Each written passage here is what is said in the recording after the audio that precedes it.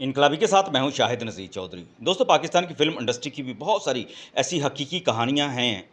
जो अफ़सानवी जो दर्जा भी रखती हैं, और हर कहानी के अंदर ऐसा ऐसा मोड़ है कि बहुत सारे लोगों को उनके बारे में मालूम नहीं। वो सिर्फ़ ये जानते हैं कि पाकिस्तान की फ़िल्म इंडस्ट्री के फ़लाँ हीरो थे और उनकी फ़िल्में बड़ी कामयाब थी, लेकिन उनकी ज़ाती और शख्सी खूबियों और उनके बहुत सारे ऐसे मामलात हुआ करते थे जिसके अंदर बहुत सारी अफ़सानवी कहानियाँ भी जन्म लेती थीं और टकराव भी होता था, फिर एक दूसरे से दुश्मनी भी होती थी। जैसा कि मोहम्मद अली और वहीद मुराद के दरमियान, वहीद मुराद और शमीम आरा और मोहम्मद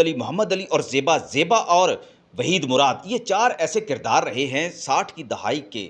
आखिरी सालों में, जब इनकी फ़िल्में बड़ी सुपरहिट हुआ करती थी, लेकिन फिर इनके अंदर इख्तलाफ़ात भी पैदा हुए और बहुत सारी कहानियों ने जन्म भी लिया। फिर इख्तलाफ़ात ऐसे पैदा हुए कि वहीद मुराद और मोहम्मद अली के दरमियान नाचाकी भी रही, लेकिन एक नाचाकी और भी थी। शमीम आरा, वहीद मुराद और मोहम्मद अली के अलावा शमीम आरा और मोहम्मद अली के दरमियान भी एक नाचाकी थी। इस बारे में मैंने आपको पहले भी अपनी वीडियोस में बताया हुआ है, लेकिन आज आपको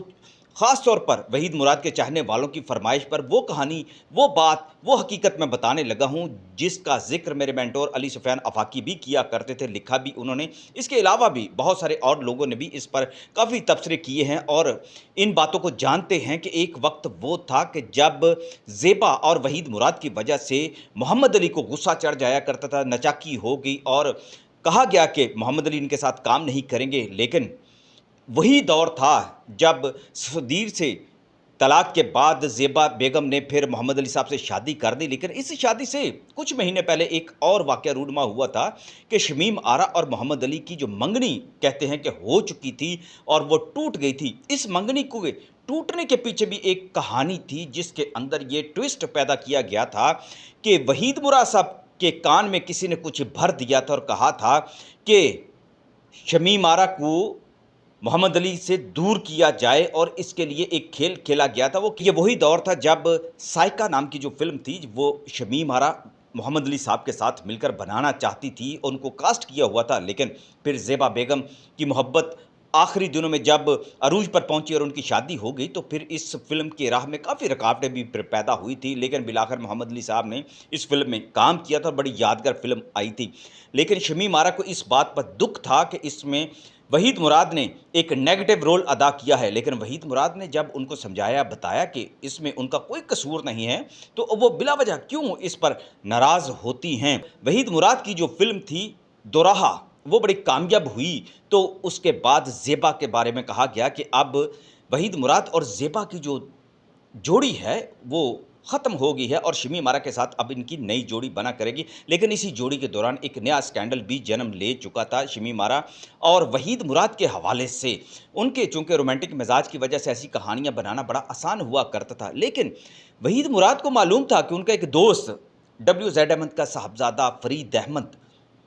शमीम आरा की मोहब्बत और उनके इश्क में तड़पते रहते हैं और उनसे शादी करना चाहते हैं, क्योंकि इससे पहले एक मरहला ऐसा आया था जब फ़रीद अहमद और शमीम आरा की शादी होते होते रह गई। शमीम आरा दुल्हन बन के बैठी हुई थी और फ़रीद अहमद बारात लेकर नहीं पहुंचे थे। तो ये एक ऐसा सानहा था, एक ऐसा लम्हा था जिसके दरमियान फिर वहीद मुराद ने पुल बनने की भी कोशिश की थी, लेकिन काफ़ी अरसा जब गुजर गया और उन्होंने फ़रीद अहमद के ज़मीर को झंझोड़ा कि उन्होंने शमीम आरा के साथ ज़्यादती की है, और फिर हालात ऐसे बने कि वहीद मुराद ने ही शमीम आरा को ये समझाया कि उन्हें फ़रीद अहमद से शादी कर लेनी चाहिए। और ये एक ऐसा मरहला था कि जब वहीद मुराद के कहने पर शमीम आरा ने फ़रीद अहमद के साथ शादी कर ली, और इसमें वहीद मुराद का बड़ा अहम रोल बयान किया जाता है। लेकिन हैरानकुन बात ये हुई कि शादी के अगले ही दिन, यानी सुहाग रात के अगले दिन की बात बताई जाती है कि शमीम आरा ने फ़रीद अहमद से तलाक मांग ली थी और इसका बदला बड़ा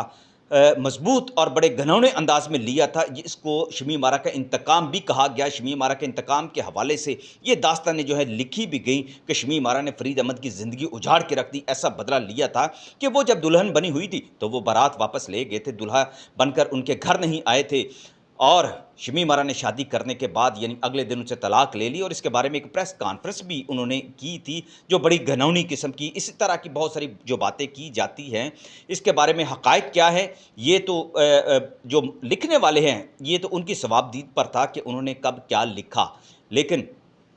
शमीम आरा ने जब फ़रीद अहमद से तलाक ले ली तो ये एक ऐसा सानहा था कि जिसका वहीद मुराद को बड़ा दुख हुआ। आपको बताता चलूँ कि शमीम आरा के साथ वहीद मुराद की बड़ी कामयाब फ़िल्में रहीं। जैसा कि मैंने आपको बताया, दोराहा जो उनकी बड़ी कामयाब फ़िल्म थी, दिल मेरा धड़कन तेरी, सालगिरह, सालगिरह तो वो फ़िल्म थी, आपको याद होगा कि ये वही फ़िल्म है जिसमें सदर पाकिस्तान आसिफ अली ज़रदारी ने अपने बचपन का जो किरदार था, वहीद मुराद के लिए ये किरदार जो था अदा किया था। और इसके बाद उनकी एक फ़िल्म थी बेवफ़ा, हिल स्टेशन, ज़िंदगी एक सफ़र। कई फ़िल्में जो थी शमीम आरा और वहीद मुराद की सुपरहिट रही थी, लेकिन इस दौरान चूँकि वहीद मुराद को इस बात का भी बड़ा दुख हुआ था कि फ़रीद अहमद के साथ उन्होंने ज़्यादती की है और गलत काम किया है, जिसका उन्हें भी जो कहते हैं कि दुख हुआ था, जिसके बाद वो शमीम आरा से भी थोड़ा-सा गुरेज़ करने लग पड़े थे और उन्होंने इसका शिकवा भी किया कि आपने फ़रीद अहमद के साथ अच्छा नहीं किया, आपको ये नहीं करना चाहिए था। लेकिन शमीम आरा ने क्या कहा, ये वहीद मुराद ने उनका मान रख लिया अमानत के तौर पर, वो नहीं बताया। लेकिन शमीम आरा ने जो कहा प्रेस कॉन्फ्रेंस में, वो सबको पता था। वहीद मुराद पर यह बहतान लगाया जाता रहा कि उन्होंने शमीम आरा और मोहम्मद अली की शादी नहीं होने दी। मोहम्मद ज़ेबा की वजह से वो मोहम्मद अली के साथ लड़ते रहे और फिर फ़रीद अहमद की वजह से उन्होंने शमीम आरा के साथ भी फ़िल्में करने से इनकार एक तरह से कर दिया, तो गुरेज़ां रहने लगे थे और शमीम आरा से दूर रहने लगे थे। ऐसी कई कहानियों ने जन्म लिया। लेकिन फिर जब मोहम्मद अली दोबारा से वहीद मुराद के साथ अपने दोस्ताना में वापस आए, ये 70s के बाद की बात है, तो फिर हालात काफ़ी बदल गए थे। शमीम आरा के साथ भी फिर वहीद मुराद की पहले से जो एक ताल्लुक़ था वो बहाल हो गया था। लेकिन बहुत कम लोग जानते हैं कि वहीद मुराद तो कुर्बानियों का एक मजमूआ था। उनकी जो स्क्रीन की केमिस्ट्री हुआ करती थी रोमांटिक मिजाज की, वो बिल्कुल मुख्तलिफ थी। हकीकी ज़िंदगी में वो हर तरह के स्कैंडल से गुरेज़ किया करते थे। हकीकी ज़िंदगी में वो बड़े मोहतात थे और कोई भी ऐसा स्कैंडल बनने नहीं देते थे। लेकिन उन्हें बदनाम करने वाले उनके बदख्वाहों ने उन्हें खूब बदनाम किया, जिसका उन्हें आखिरी ज़िंदगी तक दुःख रहा।